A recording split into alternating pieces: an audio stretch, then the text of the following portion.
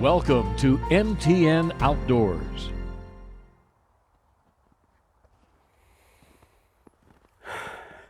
Well, the outlook isn't brilliant for playing baseball in Montana today. There's snow on the ground and a couple more inches on the way. But thankfully, we've got a great episode of MTN Outdoors. We see how birds are returning to Freeze-Out Lake, learn about the impacts of the closure of 2 lumber companies in Montana, and first off, we learn about the heroism of a man who literally wrestled a bear off of his friend. It was nuts. I couldn't believe it. October 15th, 2022 is a day Kendall Cummings will never forget. It was like unreal almost.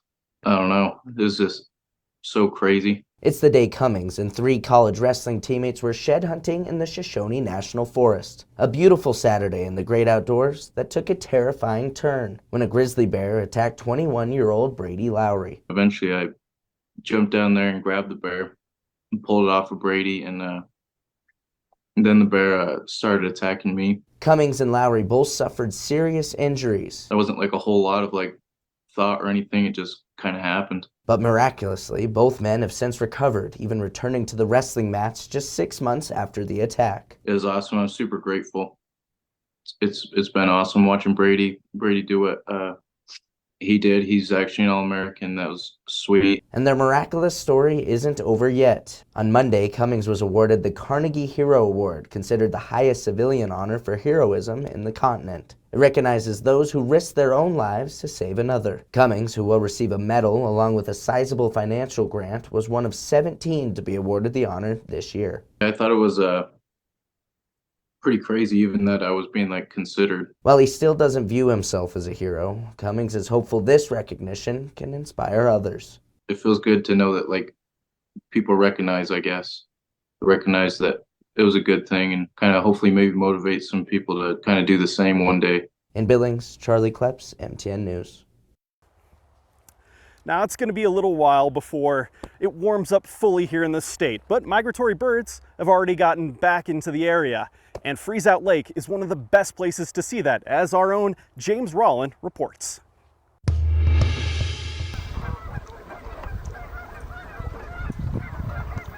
So the south end of the main lake has been a good spot, and they've been feeding down here in one of our fields and maybe some of the adjacent ag fields, the stubble. The Freeze-Out Lake Wildlife Management Area was established in the mid-1950s. It's a natural glacial basin and home to many, many birds. The main reasons folks come to Freeze-Out, it's first and foremost all things birds. Pretty good variety and number of birds, especially late March into mid-April when a lot of these birds are migrating through. Some of these birds that might not be staying here, they might just be passing through. It was created as a way to manage the water and wetlands, as well as serve the waterfowl community. So 2 times a year is the big interest in Freeze-Out, the primary interest, and that's during the migration season, spring migration and fall migration. The crew has an important year-round role in maintaining the area. So trying to make sure we're managing the wetland area, the upland areas, for the habitat component to the best we can, for the benefit of these resident birds as well as migratory birds that come through. We've documented approximately 240 different species of birds that have been on Freeze-Out. Some of those are pretty unique and we don't see very often. Others are extremely common. So when should you visit? Well, that's complicated. Kind of been the big question so far is, given weather patterns not only in our state but other states, trying to estimate when birds are going to peak in activity on Freeze-Out. We never can really estimate too far in advance. Usually that last week of March is typically the peak. We just ask that folks certainly spend, when they're out spending their time on the area, that they're respectful of the birds. If you bring binoculars, if you got cameras, big lenses and cameras, all that stuff, you can get good looks from spots where you're giving the birds a space, but being able to get the views you want to view. In Shoto, I'm James Rollin, MTN News.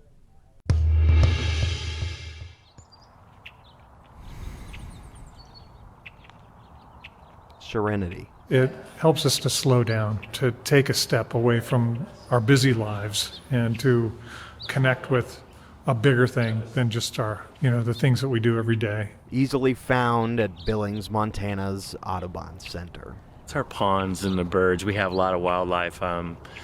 22 years ago it was a gravel pit. We're kind of proud of that because it's turned into something. It's a real gem, and I think a real hidden gem. It's definitely a largely environmental education focus here. We're just trying to bridge and build that relationship between people and nature. Because learning from a book or video will only take you so far. Sometimes we think of nature as this thing that's really far away and we're not involved with it. Wildlife, sometimes seen as in our backyard, is everywhere. What are you looking at there? Beaver? It's a beaver, huh? What do you think about that? I didn't think think it's it was awesome. beaver. We have raccoons and skunks, and we have fox out here and coyotes every now and then. But one animal I've heard him out in the woods, hooting at night. prefers to go unseen.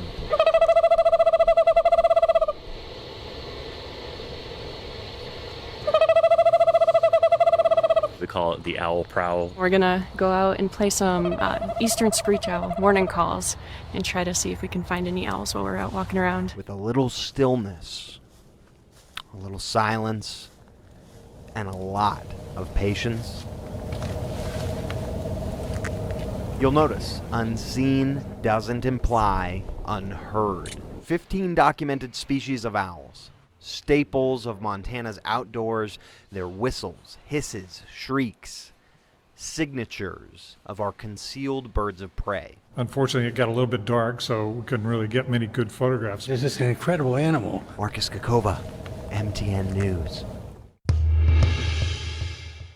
Coming up after the break, we're going to learn about the closure of some lumber companies in Montana and how that's impacting those communities. But first, it's time for some trivia, and this one might be a little bit of a curveball. There have been a couple notable baseball players to come out of Montana, but only one of them is a Grammy Award-winning singer. Find out who that is after. We now return to MTN Outdoors. Welcome back. So which Montana baseball player went on to be a Grammy Award-winning singer? Moving to Montana in the 60s, legendary country singer Charlie Pride had a short stint with the Missoula Timberjacks before heading to East Helena to play for the semi-pro team, the Smelterites. East Helena was also where Pride credits the real start of his music career. I used to be better at this. Maybe it's the wood. Forestry has long been a staple of Western Montana economies. And the recent announcement of two closures, Pyramid Mountain Lumber and Rosenberg Forest Products, has raised some concerns about what the future of the forestry industry is going to be in Montana. The forestry and forest products industries have been staples in Western Montana's economy for decades. With the two recent announcements of the closures of Pyramid Mountain Lumber and Roseburg Forest Products, the industry has been shaken once again, now processing what kind of future lies ahead. You lose one mill, it's awful. You lose 2 mills in the span of a week. It's pretty devastating to the industry. The closure of these two companies came as a surprise to much of the community. But the Montana Wood Products Association, although saddened at the losses, knew that with the current forest products market, many mills were struggling. Much like the rest of any given market, forest products were hit especially hard during the pandemic. The timber industry is always the first one into a bad situation, and we're the last one out. Julia Altimus says the industry had just gotten out of the grasp of the 2008 economic recession before the pandemic, meaning the industry had been fighting an economic crisis for a decade. And during the pandemic, they were hit hard. Many remember that the price of lumber skyrocketed, with sheets of plywood going for $200 in some places at the peak. This was all due to the supply of lumber, or lack thereof. It's all about the inventory. It's all about supply. Yes, I mean, the workforce and housing has complicated our situation for sure. But like I said, if we'd had a steady supply of wood products, wood fiber moving from the forest to the mill, I think that things could have been a little bit different. The majority of mills and logging operations remained open from the beginning of the pandemic, but at a greatly reduced production rate due to various mandates. And post-pandemic, something else has emerged. Everything is more expensive. All these factors that have come into play now is with housing and workforce and people not being able to afford to live here because it's too expensive. I mean, all this is we're still in the aftermath of the pandemic. Now the lumber industry is left with a dilemma, as everything will cost more due to the amount of shipping needed. Instead of shipping logs 20 miles, logging operations now have to ship 170 miles. If you're doing a much farther load, you're only getting 1 or 2 loads out of the woods every day instead of 4. With a future that almost certainly contains higher cost, a solution forward seems daunting. The ripple effect, I would say, of the 2 earthquakes that we just had are huge. And I don't think we're going to completely understand or feel it for probably about another year. As the closures begin to happen, we will continue covering the impacts that will be felt on the community, as well as how the industry is adjusting. In Missoula, I'm Zach Fulheim, MTN News. Although it's only March and summer still feels far away, I want to talk about wildfires and the damage that their smoke does to our bodies.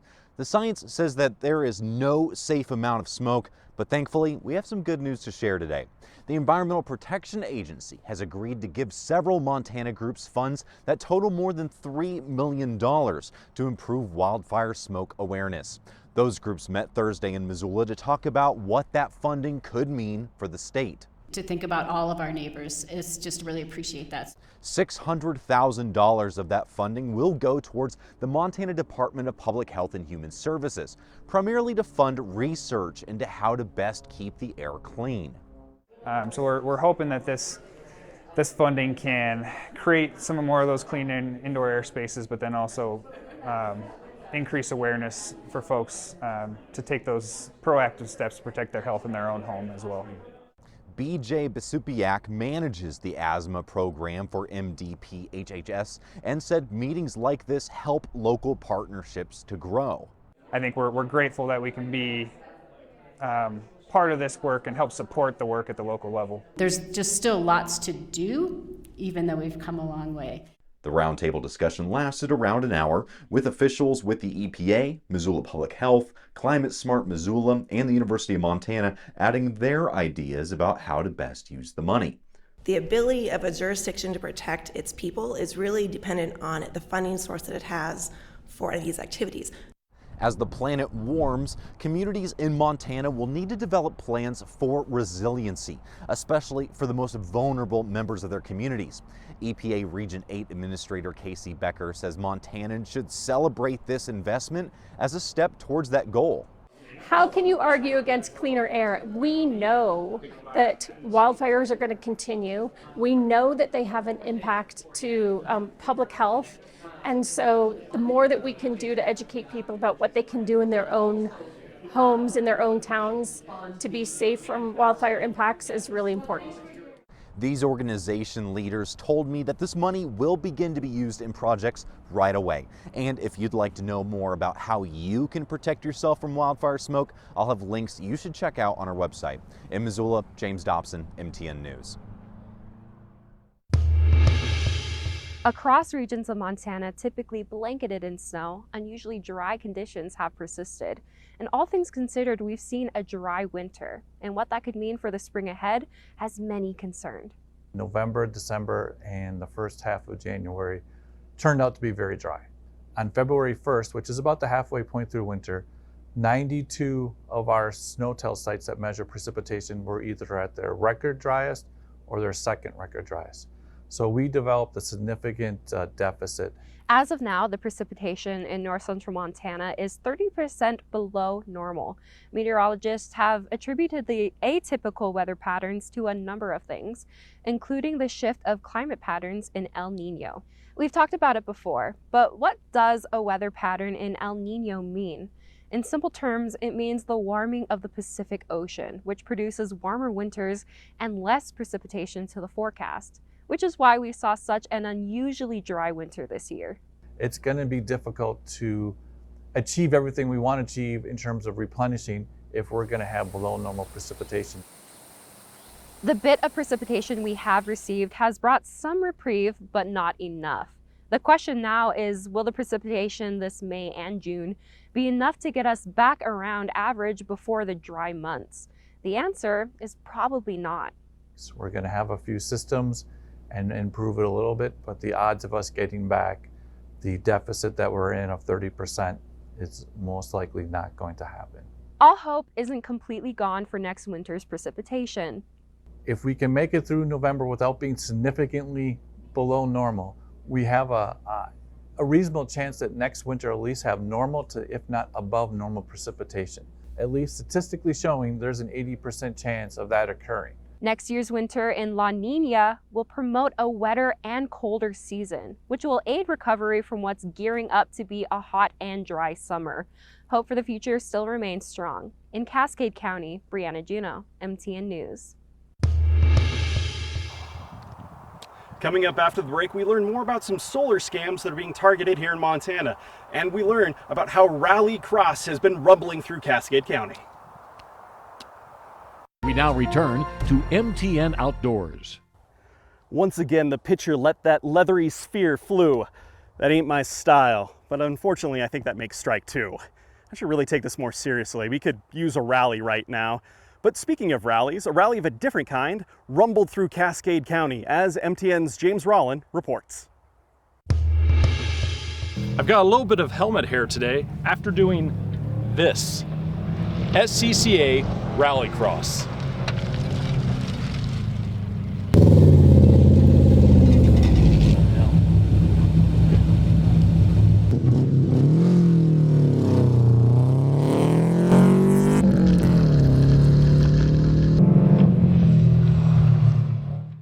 SCCA Rallycross is where pretty much anybody who's got a driver's license can bring their vehicle out to a beautiful cow pasture and drive it as hard as you want to drive it in a safe environment, and really, test your skills and your capabilities of handling the car. Our club in Great Falls, I believe we've been doing SCCA Rallycross for about 7 years. This location, I believe this is our 5th year. And we've got a number of variations on the course, and we change it up so it's different every time. You can race any car you want, but ideally I think you would have something that you don't count on every day to drive, because this isn't, it's not without its impacts on your vehicle. So if you have an older car that you want to come out and just drive hard, and you're not too concerned about mud, bent rims, things like that, this is an ideal place to do that. We do autocross pretty much all summer and into the fall, and we start in the spring. This we run in the wintertime, in the off months, and it's actually quite a bit different because in autocross you pretty much have unlimited traction. In rallycross it's very loose. You're sideways most of the time, and car handling and the skill to actually keep on course is completely different than on pavement. So it's a great way to learn car control. I think that it'll make you a better driver on the street if you can handle your car in dirt. And there are some vehicles that are not allowed, high center of gravity vehicles like SUVs, and there's a calculation that the SCCA does. But pretty much 16, and if you're under 18, you have to have a parent sign a waiver, but beyond that, it's sign up and come run what you brung. The cost of rallycross is really its attraction for me. The race itself is $35, so you get to drive hard all day. But I drive a Subaru Impreza that I bought for $1,200, and I've maybe put $500 into it the last several years racing. So I've participated in a lot of different racing activities, and this is by far the most affordable. If someone is interested in rallycross, they can go to motorsportsreg.com and look in our area, and they'll find our races for registration. In Cascade, I'm James Rollin, MTN News. Solar panels like these are becoming a common sight on top of houses nationwide. Here in Billings, we have a few local solar companies working to make the Magic City more green. They say going solar allows you to own your own energy and increases the value of your home. But worry one of their competitors is making claims they can't back up. A power bill is something that we just get accustomed to paying every month. Homeowners know just how expensive utility bills can get. Over the course of 25 years, you can literally spend over $100,000 on your power bill. One reason solar panels have been marketed as a smart long-term play. Solar, it gives you the option to own your power. It's something that you get to own as opposed to rent. Sean Sedaris and Justice Graham know that pitch well. Sedaris co-owns Wegner Roofing and Solar. We've got some good local companies. Graham owns Yellow Ball Roofing and Solar. We get a lot of referrals. We've grown very quickly. While the two typically consider each other competition, they are uniting to spread awareness after they each received multiple inquiries from customers about a new solar company in town making a sales pitch they say is flat out wrong. The type of clientele that can, really become like victimized by this high pressure door to door are people that just aren't educated. The last thing we want is for solar to get a bad rap and for these posts to continue to show up on Customer Watchdog. According to the men, that company, Solar Pros, has sales reps promising Billings residents that if they add solar, they won't have to pay taxes for 10 years, which isn't true. Essentially what they're saying is you don't have to pay property taxes for 10 years. I mean, they are making it that bold, which is absolutely not correct. Many have shared their experiences with the company on social media. MTN News did some digging and found that the company is an independent authorized dealer of Freedom Forever. Ty Tripany, the director of customer operations for Freedom Forever, tells us they are disheartened by online comments and believe the claims are unsubstantiated, saying Freedom Forever, quote, highly encourages all consumers to obtain multiple solar quotes, have a comprehensive understanding of any contract, and speak with a licensed tax professional before making any purchase. But Graham and Sedaris worry the company is giving solar companies like theirs a bad name and wants consumers to be aware. I think the biggest thing is, educating people on how the tax credit works, the purpose of solar,